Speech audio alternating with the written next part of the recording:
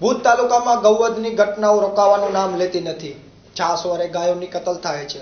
Police વિભાગે આ ગાયોની કતલ કરનારા ગુનેગારોની પ્રવૃત્તિના મૂળમાં જઈ સમગ્ર લોકો ઉપર કાર્યવાહી કરવાની માંગ ઉઠી છે। હજુ વરનોરામાં ગાયની કતલનો મામલો તાજો જ છે ત્યાં ભુજના બાપા દયાળુ નગર પાસે આવેલ ભૂતેશ્વર નગર વિસ્તારમાં ગાયોની કતલ થાય છે તેવી વાત બહાર આવતા સનસનાટી મચી ગઈ છે।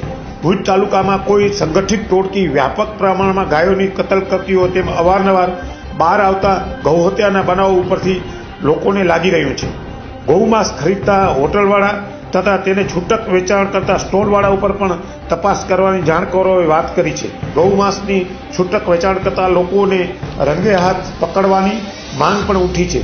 સમગ્ર બાબતે જેની ગાય ગુમ થઈ છે અને તે ગાય હત્યાની આશંકા છે તેવા મહમદ અબ્દુલ્લાએ જણાવ્યું હતું કે અમે રહીએ છીએ ભૂતેશ્વરમાં। અમારો ફર્યો છે કુંભાર ફર્યો અલગ બરાબર। એટલે અમારો સવારના હું 6 વાગે જતો હતો ત્યારે મારી ગાયને હું ચારો આપ્યો ત્યારે ઊભી હતી ને 7 વાગે હું આવ્યો પાછો અમારી ગાય હતી નહીં। ત્યાં રાતના કેટલા માણસો નીકળે છે એ અમને પોતાને ખબર નથી પડતી। રોજ શું લઈ જાય છે હોન્ડા ઉપર કે છકડામાં કે ઓનામાં।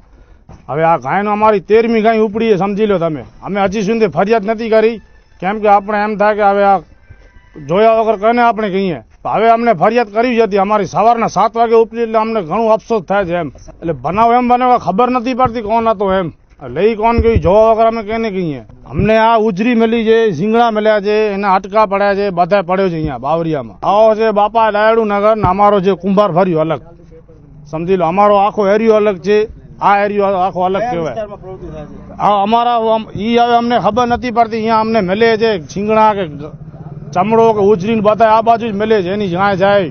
તો હવે ઈ ખબર નથી પડતી છે કોણ માણસ એ અમને જોવા વગર કેના ઉપર શંક ધારી એમ।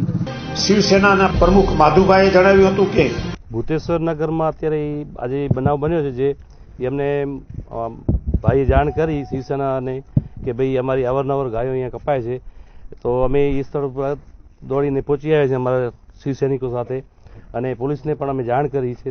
પોલીસ પણ પહોંચી આવી છે કે આ વિસ્તારની અંદર બહુ બાવળિયાવાળો વિસ્તાર છે અને અવારનવાર અહીંયા એ લોકો રહેવાસીઓ એમ કહે છે કે અવારનવાર રોજનો એકાદી ગાયનો કતલ થાય છે।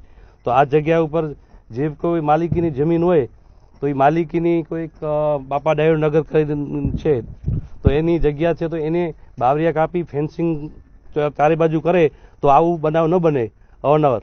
અને આ ગૌહત્યા વારંવાર થઈ રહી છે એના માટે શિવસેના સખ્ત વિરોધ કરે છે ને જો જરૂર પડશે તો આવેદનપત્ર આપશે અને ઉચ્ચ કક્ષામાં જવું હશે તો ત્યાં રજૂઆત કરશે। શિવસેના એ હિન્દુત્વને માનવાવાળી પાર્ટી છે અને હિન્દુત્વ ધરાવે છે।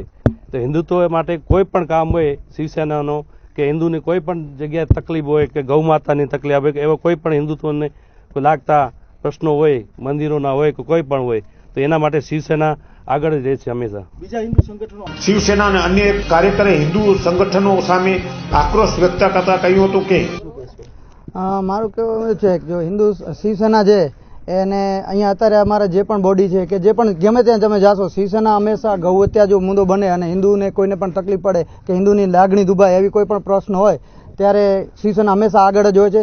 જ્યારે હું બીજા હિન્દુ સંગઠનો છે તો હું એમને વધારે પડતો એટલો કહીશ કે જે વિશ્વ હિન્દુ પરિષદ છે કે હિન્દુ યુવા સંગઠન છે કે RSS છે કે અધરવાઇઝ બીજા કોઈ પણ હજી હિન્દુ યુવા સંગઠનો હોય કાંઈ પણ હિન્દુ સંગઠનો હોય તો હું એને પણ કહીશ કે ભાઈ શિવસેના આગળ જો આગળ આવતી હોય તમને કદાચ બીજા સંગઠનો મને એવું લાગે છે કદાચ ક્યાંક રાજકારણની રીતે કે બીજી કોઈ રીતે ડરતા હોય મને એવું લાગે છે કદાચ કે ભાઈ આપણે મીડિયામાં આવશું તો કાલે આપણો જ વોટ બેક ક્યાંક તૂટશે ક્યાંક આપણે કોઈ કહેશે આવી રીતે બીતા હશે કદાચ મને એવું લાગે છે। છતાં એવું ન હોય તો હું એમ કહીશ એ ભાઈઓને કે તમે આગળ આવો। શિવસેના જેમ આગળ છે ખુલ્લેઆમ પડકાર આપે છે બધાને તેમ તમે પણ પડકાર આપો અને એક હિન્દુત્વ રીતે જ્યારે આપણી ગૌ માતાનું જો કતલ થતું હોય અને જો તમે આગળ ના આવતા હો તો આપણા હિન્દુ સંગઠનોનો કાંઈ જરૂર જ નથી અહીંયા। એનું કારણ છે કે રાજકીય પક્ષોને ખબર છે કે એમને જે જીતાડનારા કે એને જે વોટ આપનારા આ જે લુખા તત્વો છે જે ગૌ હત્યાનું કામ કરે જે માંસ બધી હોટલોમાં સપ્લાય કરે છે જ્યાં પણ કરતા હોય છે એ બધા શું છે કે પોચેલી માયાઓ હોય છે।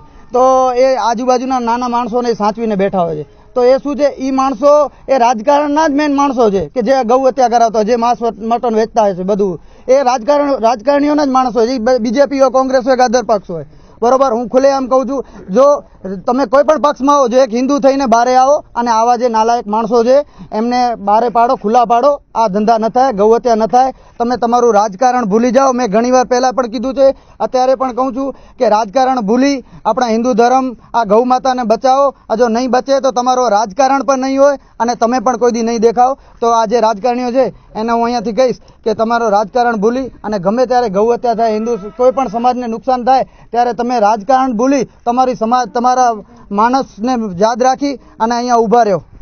સમગ્ર બાબતે બી ડિવિઝનના પીઆઈ સોરઠિયાએ વિગતો આપતા જણાવ્યું હતું કે આજે ભૂતેશ્વર વિસ્તારમાં રહેતા મોહમ્મદ અબ્દુલ કુંભાર ભીડ નાકા બારવાળાની ગાય ઘર બહાર બાંધેલી હતી. 2 ગાયો, એમાંથી 1 ગાય ચોરાઈ ગઈ અને તપાસ કરતાં મળી આવેલ નહીં, જેથી તેને પોલીસ સ્ટેશન જાણ કરેલી. તેથી અહીંથી પોલીસ ભૂતેશ્વર વિસ્તારમાં કોમ્બિંગ કરીને ઘરે ઘરે તપાસ કરતા રમજુ ઉર્ફે મીઠું અકબર મોખાના ઘરમાંથી તાજું ગાય કાપેલી હોય, માંસ કાપેલું હોય, એનો લોહી અને સાફ કરી નાખેલાનું નિશાનને વગેરે મળેલ છે. જે આધારે FSL તથા વેટરનરી ડૉક્ટરને બોલાવી સ્થળની વિઝિટ કરાવી અને બ્લડ સેમ્પલના નમૂના લીધા છે અને FSL અધિકારી રાજકોટને મોકલવા તજવીજ હાથ ધરી છે. અને મોહમ્મદ અબ્દુલ કુંભારની ફરિયાદો લઈ રમજુ ઉર્ફે મીઠું અકબર મોખા, અબ્બાસ ઉર્ફે અભાડો વિરુદ્ધ ગુનો દાખલ કરી આગળની કાયદેસરની કાર્યવાહી કરવામાં આવેલ છે. એ વિસ્તારમાં એક તો છે ને બાવળની ઝાડીઓ બહુ છે અને બાવળની ઝાડીઓની વચ્ચે મકાનો આવેલ છે, એટલે બાવળની ઝાડી નો લાભ લઈ અને આવારા તત્વો ગાયોને કાપી અને એ ધંધો કરે છે. અગાઉ પણ અમે ત્યાં રેડ કરેલી અને સક્સેસ કતલખાનું આ જ વિસ્તારમાંથી પકડી પાડેલ છે. એની તપાસ શરૂ છે અને આ 2 આરોપી મળી જાય એ પછી કેટલા આરોપી એમના મદદગારીમાં હતા અને બીજા કોનો ભાગ છે એ તમામને પકડી પાડવામાં. એ રીતે આજે ગૌ હત્યાના પ્રકરણમાં મોહમ્મદ અબ્દુલ્લાએ પોતાની માલિકીની 15,000 રૂપિયાની કિંમતની ગાય ગુમ થયાની, કતલ થયાની ફરિયાદ ભુજના રમજુ ઉર્ફે મીઠું અકબર મોખા તથા અબ્બાસ ઉર્ફે અભાડો ખમીસા મંધરિયા સામે ફરિયાદ નોંધાવી છે. પોલીસે હવે કતલ કરનારા, માંસ ખરીદનારા, માંસનું રિટેલમાં વેચાણ કરનારાને ગોતી કાયદેસરની કાર્યવાહી કરવાની પણ માંગ ઉઠી છે.